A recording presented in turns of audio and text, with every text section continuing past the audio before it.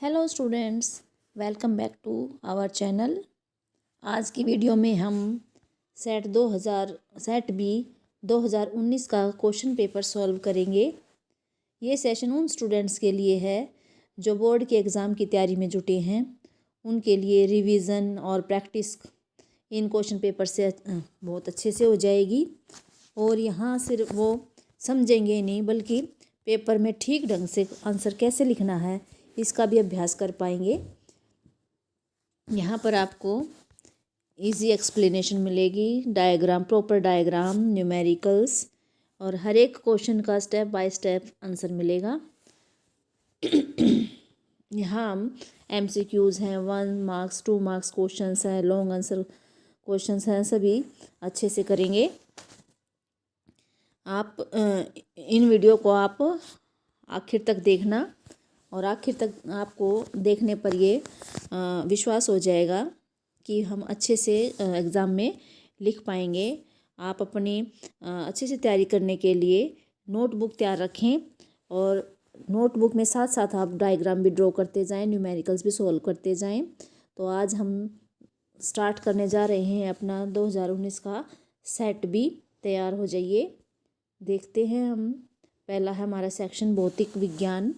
ये 20 नंबर का आएगा, 20 नंबर का आया है है। तो पहला क्वेश्चन वैसा ही है। सूर्योदय के समय सूर्य का रंग लाल किस कारण से दिखाई देता है? तो इसका आंसर है प्रकीर्णन। ये मतलब हर सेट में पहला क्वेश्चन ऐसा ही आया है कि जो उसका आकाश का रंग नीला क्यों होता है, सूर्योदय का समय का रंग लाल क्यों होता है। तो ये हमारा प्रकीर्णन आंसर है। राइट आंसर है ए ऑप्शन। अगला क्वेश्चन देखिए, हमारे सिलेबस में नहीं है। और तीसरा क्वेश्चन है परितारिका का क्या कार्य है? ये हमारी आँख में होती है परितारिका और ये पुतली के साइज़ को नियंत्रित करती है। 1 नंबर का क्वेश्चन है, पुतली के साइज़ को नियंत्रित करना होता है इसका काम। यानी कि जब हमारी आँख में प्रकाश प्रवेश करता है तो हमारी आँख में एकदम ज़्यादा या कम जब प्रकाश जाता है तो ये परितारिका पुतली के साइज़ को छोटा या बड़ा कर देती है, जिससे हमारी आँख में उचित मात्रा में प्रकाश प्रवेश कर सके। अगला क्वेश्चन देखिए, चौथा है किसी चालक का प्रतिरोध किन कारकों पर निर्भर करता है? ये पिछले सेट में भी था। तो ये पहला 3.1 नंबर का क्वेश्चन है, तो हम 3 पॉइंट लिख देते हैं। चालक तार की लंबाई पर, चालक तार के अनुप्रस्थ काट क्षेत्रफल पर और चालक तार की प्रकृति पर हमारा प्रतिरोध निर्भर करता है। 5वां क्वेश्चन हमारे सिलेबस में नहीं है। छठा देखिए, कोई विद्युत मोटर है जिसका विभवांतर है 220 वोल्ट और विद्युत स्रोत है यानी करंट उसमें से करंट है 5 एम्पियर है और वो मोटर इतना करंट लेती है। तो हमें मोटर की शक्ति बतानी है और ये बताना है कि 2 घंटे में मोटर ने कितनी ऊर्जा खर्च की, उपभुक्त की। देखिए, पहले हम लिख लेंगे V बराबर 220 वोल्ट जो गिवन है, I बराबर 5 एम्पियर है और T हमारा 2 आवर्स 2 घंटे है। तो हम फार्मूला शक्ति के लिए P = VY वाला फार्मूला लगाएंगे। V हमारा 220 हो गया, I हमारा 5 हो गया, तो 1100 वाट आ गया। अब 1100 वाट को हम किलो वाट में कन्वर्ट कर लेंगे 1000 से डिवाइड करके, इसलिए हमारा 1.1 जो है किलो वाट आ जाएगा। अब उन्होंने ये भी पूछा था कि भाई ऊर्जा कितनी उपभुक्त हुई है, तो उसके लिए हम फार्मूला P बराबर W/T वाला लगाएंगे। W निकालना है, ऊर्जा निकालनी है, तो W आगे ले आएंगे और P × T हो जाएगा। जो फिर P हमारा कितना आया है, 1.1 किलो वाट आया है और टाइम हमने 2 घंटा लिया है, तो ये हमारा आ जाएगा 2.2 किलोवाट घंटा। अब इसको अगर हम जूल में बदलेंगे तो हमें पता है कि 1 किलोवाट घंटा में 3.6 × 10⁻6 जूल होते हैं। तो 2.2 में कितने होंगे, हम इससे इसको मल्टीप्लाई कर देंगे तो 7.92 × 10 की शक्ति 6 जूल आ जाएगा।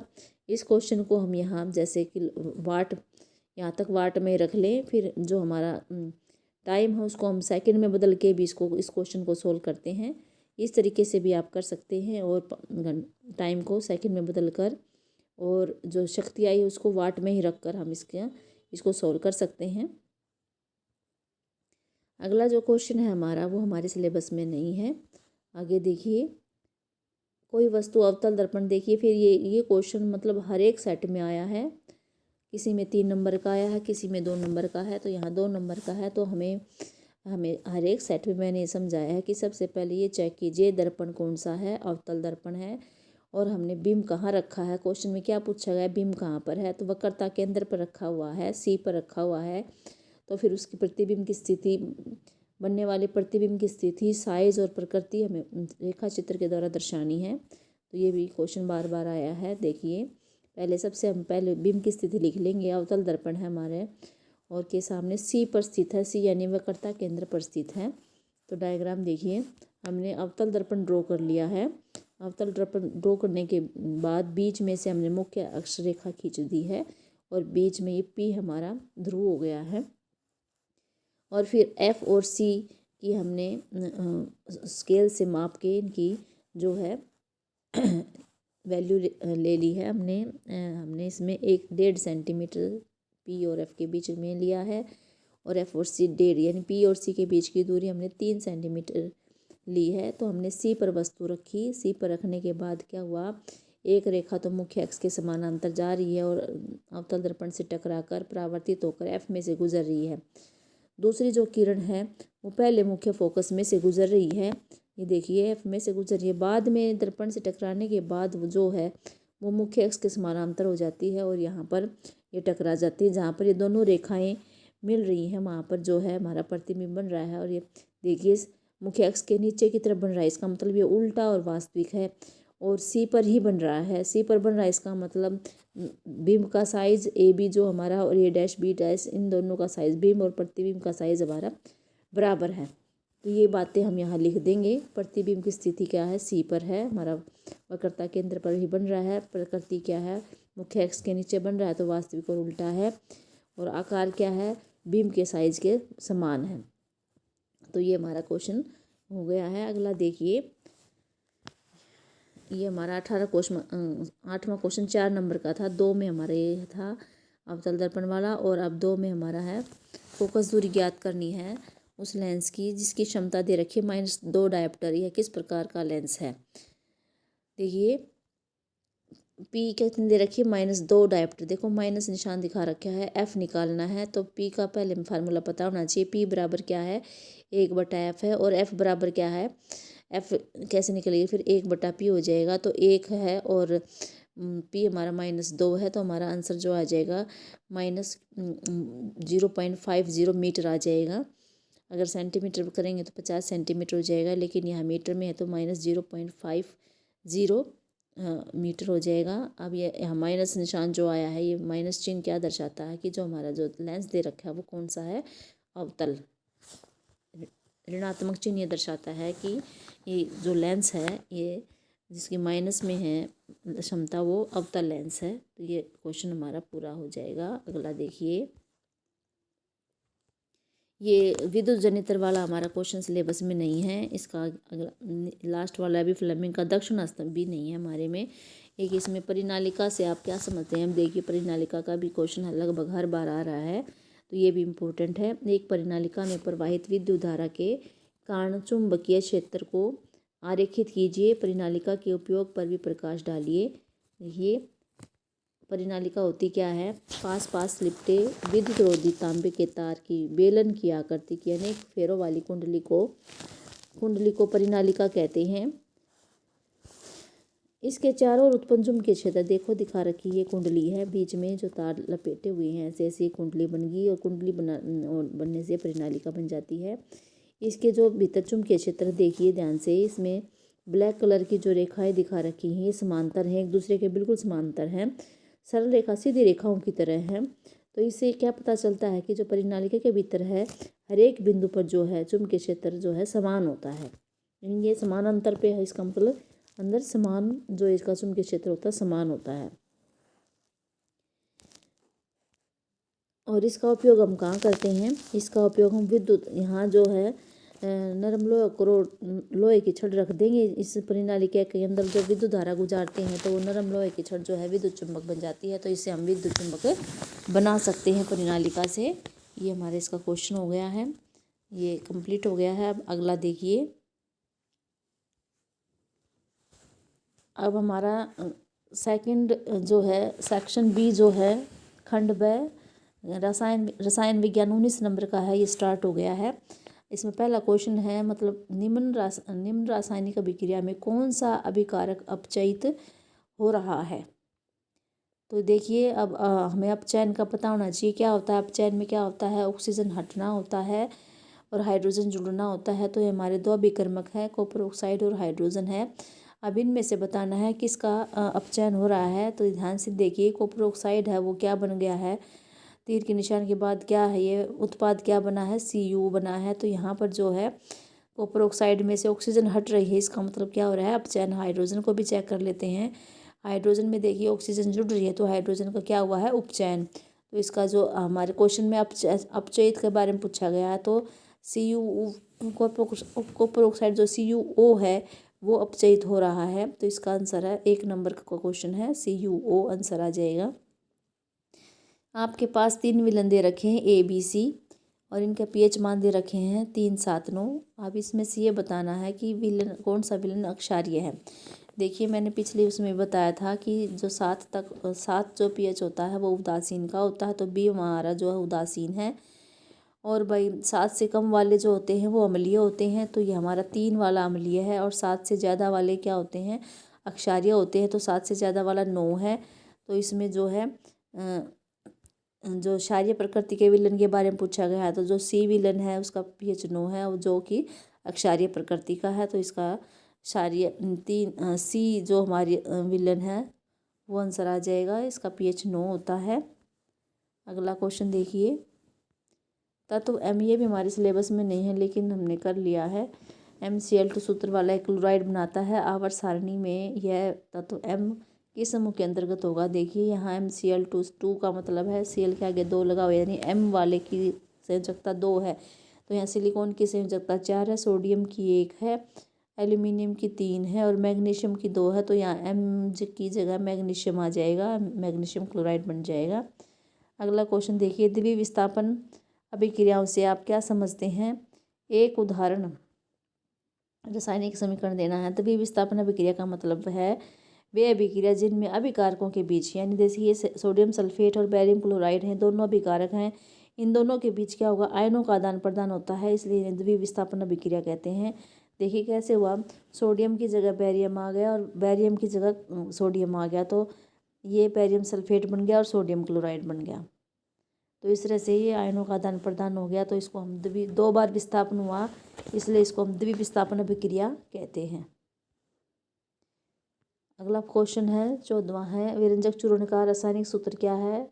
विरंजक चूर्ण का रासायनिक सूत्र है CaOCl2, कैल्शियम ऑक्सीक्लोराइड है। इसकी निर्माण विधि क्या है, जब बुझे हुए चूने में हम क्लोरीन गैस गुजारते हैं CaOH2, तो कैल्शियम ऑक्सीक्लोराइड और पानी बनता है, ये इसकी अभी निर्माण विधि होगी। तो 2 नंबर का क्वेश्चन है, एक में सूत्र का नाम हो गया, सूत्र हो गया, और एक में ये निर्माण विधि हो गई। अगला क्वेश्चन हमारे सिलेबस में नहीं है। 16वां देखिए, धातुओं के अम्लों से अभिक्रिया करने से क्या होता है, उदाहरण देना। धातुएं अम्ल से अभिक्रिया करके संगत लवण और हाइड्रोजन गैस बनाते हैं, यानी जब ये धातु अम्ल से करेंगे तो लवण और हाइड्रोजन गैस बनाएंगे। इसका एग्जाम्पल है मैग्नीशियम जैसे धातु है कोई, हाइड्रोक्लोरिक अम्ल, ये अम्ल हो गया, इससे अभिक्रिया करके इन्होंने मैग्नीशियम क्लोराइड बना दिया और प्लस हाइड्रोजन गैस। तो ये हमारा इसका आंसर हो गया। अगला है सक्रियता श्रेणी का उदाहरण दीजिए, सहित वर्णन कीजिए। देखिए सक्रियता श्रेणी होती क्या है। सक्रियता श्रेणी वह सूची है जिसमें धातुओं को उनकी क्रियाशीलता के अवरोही क्रम में व्यवस्थित किया जाता है, यानी कि जो ज़्यादा क्रियाशील धातु है उसको पहले रख दिया, फिर उसके घटते क्रम में रखते गए। तो ये सबसे ऊपर जो है देखिए, पोटेशियम, सोडियम, कैल्शियम, मैग्नीशियम सबसे ऊपर वाली धातुएं सबसे अधिक अभिक्रियाशील है। बीच में जो जिंक, आयरन, लेड है, हाइड्रोजन है, कॉपर है, ये इनकी अभिक्रियाशीलता है घट रही है, यानी नीचे वाली कम अभिक्रियाशील है। सबसे लास्ट में जो सिल्वर गोल्ड दे रखे हैं ये सबसे कम अभिक्रियाशील हैं, ये स्वतंत्र रूप में पाई जाती हैं। तो ये है हमारा सक्रियता श्रेणी का। अगला क्वेश्चन देखिए, पिछले तो सारे हो गए होंगे, लास्ट तो ये 16वां क्वेश्चन भी 4 नंबर का था। 2 में हमारी धातुओं के अम्लों से अभिक्रिया थी और 2 में हमारा सक्रियता श्रेणी था। आगे देखिए, अब 17वां क्वेश्चन है, नाम रखने हैं भैया, इनके नाम देने हैं। देखिए इसमें पहले क्या है, ये देखिए 2 कार्बन है। 2 कार्बन वाले का हम कैसे रख सकते हैं, एथेन। अब इसमें प्रकार्यात्मक समूह देखिए कौन सा दे रखा है, COOH। और COOH किसका होता है, कार्बोक्सिलिक अम्ल का। और कार्बोक्सिलिक अम्ल का अनुलग्न क्या है, ओइक अम्ल। तो ये क्या बन जाएगा, एथेनोइक अम्ल। अगला देखिए, इसमें भी 2 कार्बन हो गए, 2 कार्बन है और क्लोरीन Cl लगा हुआ है, यानी एलोजन है। तो एलोजन को हम पहले बोलते हैं पूर्व लगन में क्लोरो। और 2 कार्बन है तो इसका मतलब एथेन, क्लोरो एथेन इसका नाम हो जाएगा। फिर अगला देखिए, इसमें 2 कार्बन है, इसमें 2 कार्बन है इसलिए एथेन हो गया। और OH किसका प्रकारात्मक समूह का अनुलग्न क्या है, ओल है, तो इसको हम बोलेंगे एथेनॉल। ये नाम हो जाएंगे एथेनोइक अम्ल, क्लोरोएथेन और एथेनॉल। अगर हमारा अगला क्वेश्चन है, समजातीय श्रेणी क्या होती है, उदाहरण के साथ। देखिए समजातीय श्रेणी भी बहुत बार रिपीट हुई है, तो ये इंपॉर्टेंट क्वेश्चन है, अच्छे से तैयार कर लेना। समजातीय श्रेणी हाइड्रोकार्बन यौगिकों की ऐसी श्रृंखला होती है जिसमें कार्बन श्रृंखला में स्थित हाइड्रोजन को एक ही प्रकार का प्रकार्यात्मक समूह प्रतिस्थापित करता है, उसे समजातीय श्रेणी कहते हैं। यानी कि जैसे CH3OH है, इसमें OH आ गया, फिर अगले में फिर OH आ गया, यानी कि मैथेन में भी एक हाइड्रोजन को हटा के OH आ गया, एथेन में भी एक हाइड्रोजन हटा के OH आ गया, प्रोपेन में भी एक हाइड्रोजन को हटा के OH आ गया, और ब्यूटेन में भी एक हाइड्रोजन को हटा के OH आ गया। तो ये देखिए CH3OH और C2H5 में क्या अंतर है, एक CH2 का एक अंतर है, यानी कि CH3OH और CH2H5OH में हमारा क्या हो जाएगा, CH2 एक कार्बन और 2 हाइड्रोजन, यानी कि 12 और 2 14 यू आणविक द्रव्यमान का अंतर है इनके भी अंतर। अब एथेन से प्रोपेन में देखिए यहाँ भी CH2 का एक अंतर है, प्रोपेन से ब्यूटेन के अंदर देखिए यहाँ भी एक इकाई का अंतर है CH2। तो इस तरह से ये हम इनको क्या बोलेंगे, समजातीय श्रेणी बोलेंगे, एक ही जात की श्रेणी होती है। ठीक है, उदाहरण भी हो गया इसका। अब अगला देखिए, साबुन की सफाई प्रक्रिया बताइए। साबुन की शोधन प्रक्रिया, साबुन के अणु लंबी श्रृंखला वाले कार्बोक्सिलिक अम्लों के सोडियम और पोटेशियम लवण होते हैं, ये इसकी डेफिनेशन होगी साबुन की।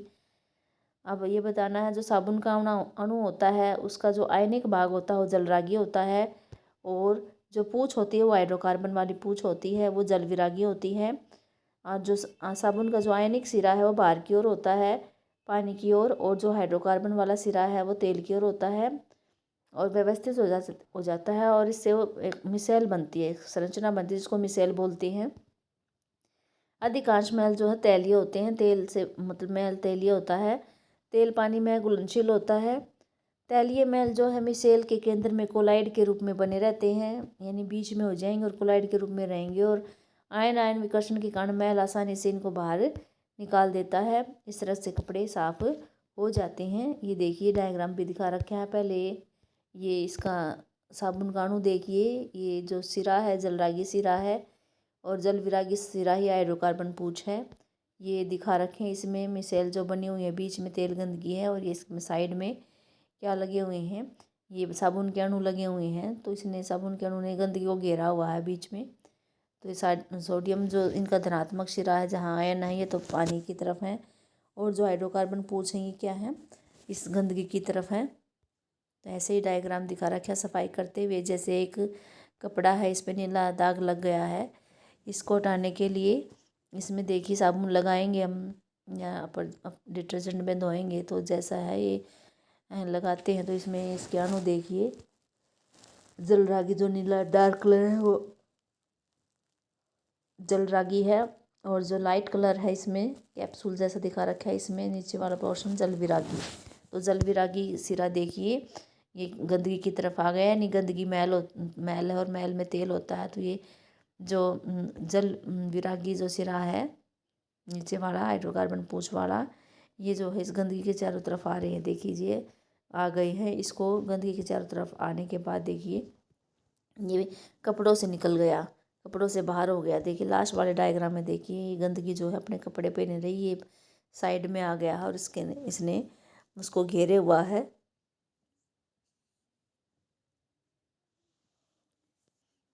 और इस तरह से हमारा जो है साबुन है वो कपड़ों को साफ कर देता है। अब अगला क्वेश्चन देखिए। अब हमारा रसायन विज्ञान ख़त्म हो गया है। अब जीव विज्ञान देखिए किस नंबर का है। और इसमें पहला क्वेश्चन है, निम्नलिखित में से कौन सा केवल अजैव निम्नीकरणीय पदार्थों का बना है। अजैव का मतलब है जो जैविक प्रक्रियाओं द्वारा अपघटित नहीं होते। इसमें पहले ऑप्शन में एल्यूमिनियम प्लास्टिक पत्तियाँ, इसमें प्लास्टिक और एल्यूमिनियम तो ठीक है, लेकिन पत्तियाँ जैव निम्नीकरणीय हैं। प्लास्टिक घास लकड़ी जैव निम्नीकरणीय है। वही इसमें एल्यूमिनियम का डिब्बा, प्लास्टिक कांच की बोतल, ये राइट ऑप्शन है, ये ठीक है, ये अजैव निम्नीकरणीय है। पत्तियाँ घास प्लास्टिक, इसमें प्लास्टिक आ जाएगा, तो ये इसका सी ऑप्शन जो है वो राइट आंसर है। अगला क्वेश्चन देखिए 19वां, निम्नलिखित में से किसके कारण पेड़ों की पत्तियां मुरझा जाती है। तो हमने ये हार्मोन पढ़े हैं, साइटोकाइनिन, ऑक्सिन, जिबरेलिन, तीनों तो वृद्धि हार्मोन है। एब्सिसिक जो अमल दे रखा है ये है इसका राइट आंसर। मुरझाने वाला वृद्धि को मंद करने वाला हार्मोन एब्सिसिक अमल है। अगला क्वेश्चन देखिए, ओजोन की मात्रा में गिरावट के कारण कौन सा संश्लेषित रसायन है। जो ओजोन की परत है वो घट रही है, उसमें छेद हो रहा है, वो किस कारण हो रहा है, क्लोरोफ्लोरोकार्बन के कारण हो रहा है। पुनरुत्थान किसे कहते हैं, हाइड्रा और प्लेनेरिया जैसे जीव जो है अगर वो टुकड़ों में टूट जाते हैं तो उनका हर एक टुकड़ा जो है नया जीव बनाने के लिए विकसित हो जाता है, इसे ही पुनरुत्थान कहते हैं। आयोडीन किस हार्मोन के संश्लेषण के लिए आवश्यक है। आयोडीन जो है थायरोक्सिन हार्मोन के लिए ज़रूरी है। एक नंबर का था तो इतना ही है। मानव में अंडाशय के क्या कार्य है। अंडाशय क्या करता है, अंड कोशिका का निर्माण उत्पादन करता है, यानी अंडाणु जो होता है वो अंडाशय से बना होता है। दूसरा है अंडाशय एस्ट्रोजन हार्मोन को स्रावित करता है, उसका उत्पादन भी करता है। तो ये दो हार्मोन है हमारे इसके अंडाशय के कार्य में आ जाएंगे। कायिक प्रवर्धन क्या है, इसका क्या महत्व है। कायिक प्रवर्धन जो है बीज को छोड़कर पौधे के अन्य भागों जैसे जड़, तना, पत्तियों से नया पौधा बनना क्या कहलाता है, कायिक प्रवर्धन। यानी बीज से ना उगाए हों पौधे, किसी और भाग से, जड़ से, तने से, पत्ती से अगर पौधा उगाया है तो उस विधि को हम बोलते हैं कायिक प्रवर्धन। और इसके महत्व क्या है, कायिक प्रवर्धन द्वारा जो पौधा हम उगाएंगे उसमें जल्दी फूल और फल आ जाते हैं। और इस तरह से जो नए पौधे बन रहे हैं वो आनुवांशिक रूप से अपने जनक के समान होते हैं। इस विधि से बिना बीज वाले पौधे भी उगाए जा सकते हैं, इसलिए इसका आंसर हो जाएगा, महत्व में भी महत्व आ जाएगा इसका। प्रतिवर्ती चाप क्या है, इसमें संवेदी तंत्रिका कोशिका क्या कार्य है, ये देख लेते हैं। प्रतिवर्ती चाप वह पथ होता है जिसमें संवेदी तंत्रिका कोशिका ग्राही त्वचा से सूचना आवेग को मेरुरज्जु तक ले जाती है। वहाँ मेरुरज्जु से सूचना आवेग को प्रेरक तंत्रिका कोशिका के द्वारा कार्य कर अंगों तक पहुँचाती है, और इसको हम बोलेंगे, इस पथ को बोलेंगे जो है प्रतिवर्ती चाप। अब देखिए कैसे समझा रखा है डायग्राम में, जैसे हमारे हाथ को कोई गर्म चीज़ छू गई या कुछ और हो गया तो हमारी त्वचा ने इसको हमारी त्वचा में ग्राइंग होते उसने उससे महसूस किया, और त्वचा के पास जो है संवेदी तंत्रिका आई, और इस संवेदी तंत्रिका जो है इस सूचना को जो है मेरुरज्जु तक लेके गई। यही इसका काम है, संवेदी तंत्रिका कोशिका का जो ग्राही से सूचना को मेरुरज्जु तक पहुंचाना इसका काम है। ये मेरुरज्जु तक आ गई, और मेरुरज्जु में क्या हो रहा है, मेरुरज्जु में जो इसका विश्लेषण होगा, कैसी हमारी ये आई है सूचना आई है, आवेग आया है, तो ये विश्लेषण होने के बाद वापस से इधर आ रहा है, तो अब इसको बोलेंगे हम प्रेरक तंत्रिका कोशिका। क्या कहेंगे, प्रेरक तंत्रिका कोशिका। प्रेरक तंत्रिका कोशिका क्या करती है, सूचना को जो है आवेग को कार्यकर अंग तक पहुँचाती है। कार्यकर अंग कौन है, यहाँ हमारी मांसपेशियाँ हैं, और ऐसा करने पर एकदम हम हाथ पीछे हटा लेते हैं, तो ये इसका प्रतिवर्ती चाप ये होता है हमारा। अगला क्वेश्चन है, मेंडल के नियम अनुसार दो लक्षणों अर्थात गोल व हरे बीज का झुर्रीदार व पीले बीज से संतति वंशानुगति की सचित्र व्याख्या करनी है। मतलब कैसे वंशानुगत होता है इससे। ये देखिए, मेंडल ने बहुत मटर के पौधों पर बहुत से एक्सपेरिमेंट किए थे। उनमें से एक जो था वो है, मेंडल ने दो विकल्पी जोड़े लिए, एक तो संकरण करा, उनमें से गोल और हरे और झुर्रीदार और पीले बीज है उनके बीच में संकरण करवाया। तो F1 संतति में क्या हुआ, सभी गोल और पीले बीज उत्पन्न हो गए, यानी ये प्रभावी लक्षण था इसलिए ये उत्पन्न हो गया, बल्कि जो हरे और झुर्रीदार थे वो उत्पन्न नहीं हो पाए। फिर इनका हमने स्वपरागण कराया, मेंडल ने स्वपरागण कराया। तो F2 संतति में क्या हुआ, कुछ पौधे गोल और पीले थे, ये पेरेंट्स जैसे थे, कुछ पौधे झुर्रीदार और कुछ पौधे पीले थे, कुछ पौधे गोल और हरे थे और कुछ पौधे झुर्रीदार और हरे थे। F2 पीढ़ी में नए संयोजन देखने को मिले और वो हमारे इसमें लक्षणों में स्वतंत्र रूप से वंशानुगत होते हैं।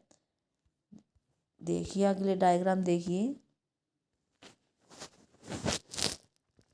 हमने जनक लिए गोल व हरे बीज और झुर्रीदार व पीले बीज। तो इसमें गोल हरे को हम लिखेंगे, युग्मक बनाएंगे।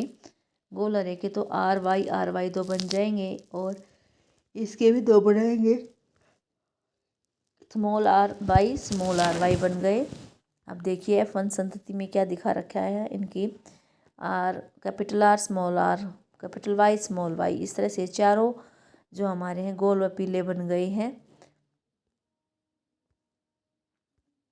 अब इन्हीं का स्वपरागण कराया, मेंडल ने F2 संतति में का जो है स्वपरागण करवाया, सबनिषेचन करवाया। तो इसमें देखिए कैसे हम युग्मक बनाएंगे। पहले तो हमें युग्मक बनाने आने चाहिए। R है Y और Y, देखिए इसमें ये हमने क्यों लिए, क्योंकि हमारे जो पीले गोल पीले किए जो थे ये इस तरह से थे, R Y, बड़ा Y और छोटा Y, गोल और पीला, इसको लेके हमने बनाया है। तो देखिए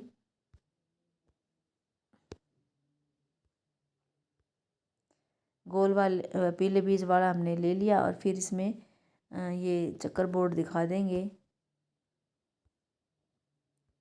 तो देखिए F2 संतति में क्या होगा, ये बराबर ऐसे लिख लेते हैं। तो R दोनों कैपिटल R, Y तो गोल पीले,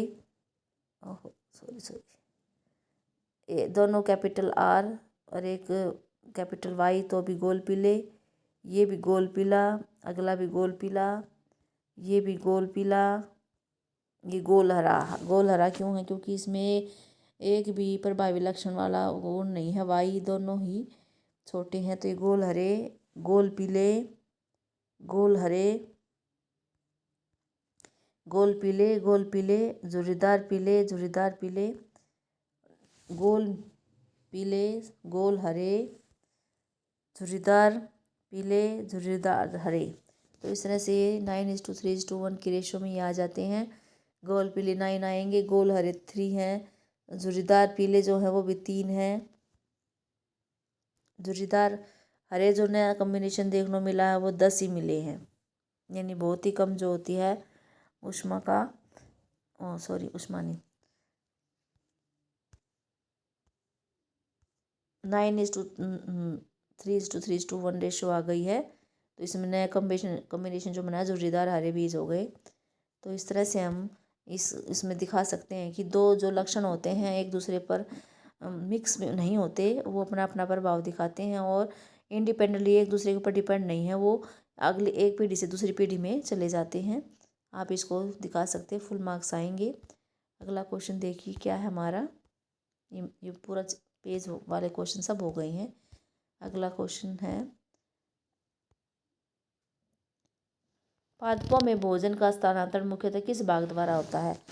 भोजन का स्थानांतरण फ्लोएम ऊतक द्वारा होता है। और कहाँ पर होता है, पत्तियों में भोजन बनता है तो पत्तियों से ये पौधे के विभिन्न भागों तक भोजन को लेके जाता है। फिर है अगला, ये एक एक नंबर में 2 नंबर का हो जाएगा। पादपों में भोजन में के स्थानांतरण की प्रक्रिया का विवरण कीजिए। हमें पता है कि जो है प्रकाश संश्लेषण में जो उत्पाद बनते हैं उनका जो उसको एक जगह से दूसरी जगह ले जाना स्थानांतरण कहलाता है। और जब प्रकाश संश्लेषण होता है तो उसमें उत्पाद के साथ साथ जो है फ्लोएम जो है प्रकाश संश्लेषण के उत्पादों के साथ, यानी प्रकाश संश्लेषण के उत्पाद को तो लेके ही जाना है, उसके साथ साथ फ्लोएम के अमीनो अम्ल एवं अन्य पदार्थों का परिवहन भी करता है। जो फ्लोएम है अमीनो अम्ल को अन्य पदार्थों को भी लेकर जाता है। ये पदार्थ जो है विशेषकर जड़ के भंडारण अंगों, फलों और बीजों और वृद्धि वाले अंगों में ले जाए जाते हैं। भोजन एवं अन्य पदार्थों का स्थानांतरण पड़ोसी साथी कोशिका की मदद से चालनी नलिका में ऊपरी मुखी और अधोमुखी होता है, और ये दोनों दिशाओं में होता है, ऊपर भी चला जाता है नीचे भी चला जाता है। ये तो ऊपरी मुखी और अधोमुखी है, इसलिए हर एक दिशा में भोजन पहुंच जाएगा। अगला क्वेश्चन देखिए, ये 2 ऑप्शन थी हमारी, 4 और पीछे 2 वाला था। अब 6 का दे रखा है 4 + 2 करके। मनुष्य में ऑक्सीजन व कार्बन डाइऑक्साइड का परिवहन कैसे होता है? हमें पता है ऑक्सीजन और जो कार्बन डाइऑक्साइड है उनका परिवहन रक्त के माध्यम से होता है। और जो हमारे मानव के प्रत्येक फेफड़े में अनेक सूक्ष्म कोशिकाएं होती है और उन पर रुधिर वाहिकाओं का जाल बना होता है। इनमें से बहने वाला रुधिर जो है कोशिकाओं की सतह के संपर्क में जब आता है तो वहाँ पर कोशिका में ऑक्सीजन होती है, वायु होती है। वो ऑक्सीजन जो है यहाँ गैसों का आदान प्रदान हो जाएगा, कोशिका से ऑक्सीजन रुधिर में आ जाएगी और रुधिर में जो कार्बन डाइऑक्साइड है वो कोशिका में आ जाएगी और कोशिका से वो बाहर निकाल दी जाएगी। तो जो हमारा ऑक्सीजन है वो हीमोग्लोबिन के साथ जुड़ती है। हीमोग्लोबिन लाल रुधिर कोशिका में पाया जाता है, उसके साथ जुड़कर वो आगे ऊतकों तक जाती है। कार्बन डाइऑक्साइड का परिवहन कैसे होता है? कार्बन डाइऑक्साइड जो है जल में अधिक विलय होता है और इसलिए इसका जो है परिवहन हमारे रुधिर में विलय अवस्था में होता है, यानी घुली हुई अवस्था में होता है। शरीर की सभी कोशिकाओं में कार्बन डाइऑक्साइड बनती है और वहाँ पर ऊतकों को रुधिर के बीच में गैसों का आदान प्रदान होता है। ऑक्सीजन जो है ऊतकों में वही चली जाती है और जो ये जो कार्बन डाइऑक्साइड बनती है ऊतकों में वो जो है वो फेफड़ों द्वारा बाहर निकाल दी जाती है। ऑक्सीजन रुधिर में प्रवेश कर जाता है और कार्बन डाइऑक्साइड फेफड़ों में आ जाती है और फेफड़ों से बाहर निकाल दी जाती है। तो ये हमारा क्वेश्चन था, ऑक्सीजन और कार्बन डाइऑक्साइड का परिवहन कैसे होता है। आगे देखिए, लास्ट क्वेश्चन है इस सेट का। श्वसन के लिए ऑक्सीजन प्राप्त करने के लिए की दिशा में जलीय जीवों की अपेक्षा स्थलीय जीव कैसे लाभप्रद हैं, यानी स्थल जो धरती पर रहने वाले जीव हैं उनको कैसे फ़ायदा है और जो पानी में जो जीव रहते हैं उनको नुकसान क्यों है। श्वसन तो लाभ बताना है, उन दोनों की तुलना कर रखी है। जो जीव जल में रहते हैं वे जल विलय ऑक्सीजन का उपयोग करते हैं, क्योंकि जल में विलय ऑक्सीजन जो है उसकी मात्रा वायु में ऑक्सीजन की मात्रा की अपेक्षा बहुत कम होती है। यानी पानी में जो ऑक्सीजन घुली होती है वो कम होती है और जो वायु में ऑक्सीजन होती है 21% होती है, तो वायु में ज़्यादा ऑक्सीजन होती है। इसलिए जो है जलीय जीवों की जो श्वास दर है स्थलीय जीवों की अपेक्षा, जो जलीय जीव जो सांस लेते हैं और स्थलीय जीवों की अपेक्षा क्या करते हैं, द्रुत होती है, तेज होती है।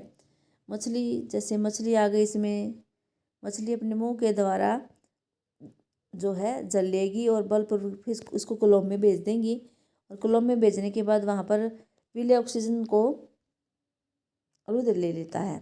उसमें जो ऑक्सीजन होती है उसको कौन ले लेगा, रुधिर ले लेगा।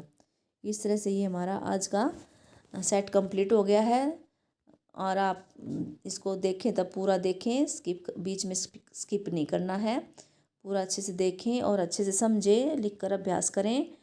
और अगर आपको वीडियो पसंद आ रहे हों तो आप इसको लाइक करें, कमेंट करें, शेयर करें। कमेंट बॉक्स में कोई भी डाउट हो तो आप लिख सकते हैं।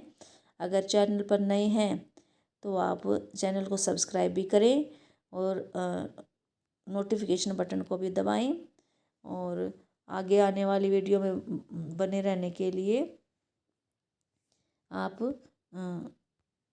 इसका नोटिफिकेशन का बटन दबाना है और अच्छे से तैयारी करनी है। Thanks for watching.